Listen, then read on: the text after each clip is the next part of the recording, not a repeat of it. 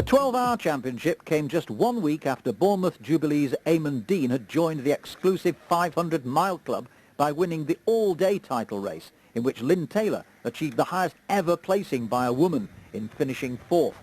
The half-day race was in the hands of the Elmet CC in Yorkshire and attracted a good field of 85 riders, including Severn Road Club's Kirsty Tice, who was to become the women's champion with almost 243 miles.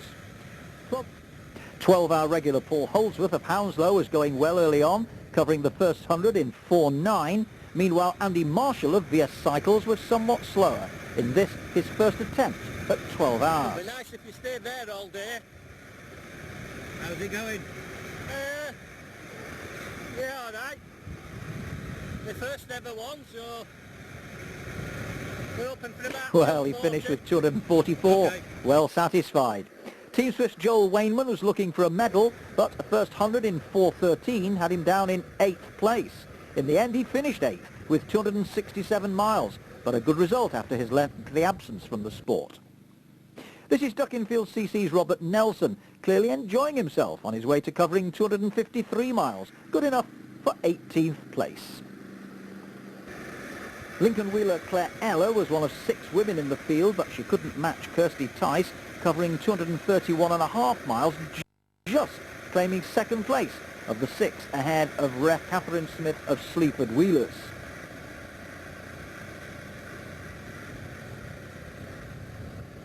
Here's Team Swift's Simon Belden, hoping to do a repeat of the 100 with Wayman and Rubottom.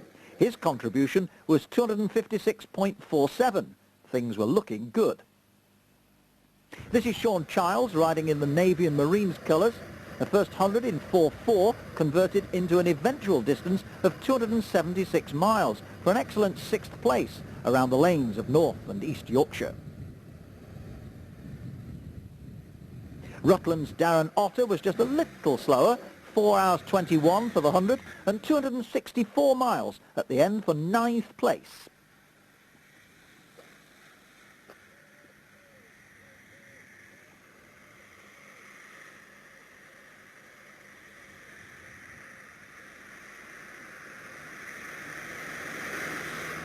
Behind him came Doncaster's Ian Furness. Level with Otter at 100 miles, he finished 2.5 miles short of his near neighbour at the end of the day in 10th place.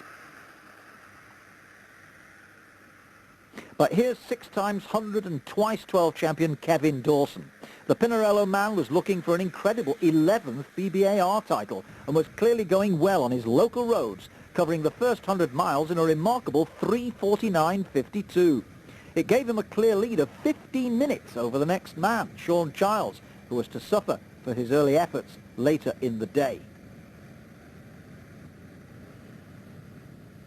This is Colin Parkinson of Southwestern Row Club, who was always in the first 7 or 8, eventually finishing 7th with 267.33.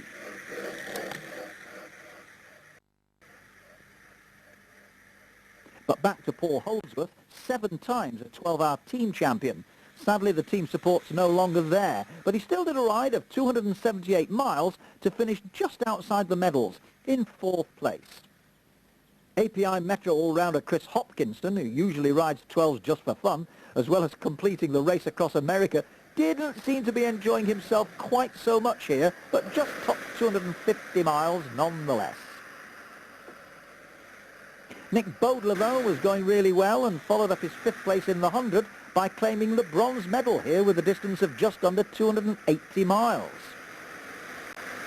Oxford City's Howard Waller did a good first 100, but slipped down to an eventual 14th place with 259.3.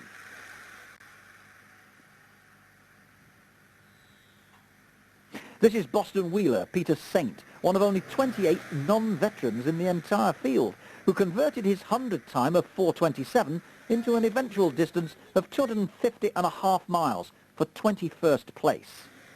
Now, what's this, a road race with tri-bars? No, it's Catherine Smith, having just overhauled Mercia's Noah Adams, being in turn caught by Pro Bike Kit's Paul Mahoney on the finishing circuit. O'Mahony clocked an excellent 277 miles for 5th place. Here's the second of 3 Navy and Marines riders. Aaron Staunton, who clocked almost 260 miles, but their team total was well behind that of the victorious Team Swift. And here's Swift's leading man, Carl Rubottom, who, although well down on Kevin Dawson, was on his way to a silver medal following the retirement of defending champion Oliver Jones. Rubottom had ridden steadily all day and finished with just over 280 miles to his credit.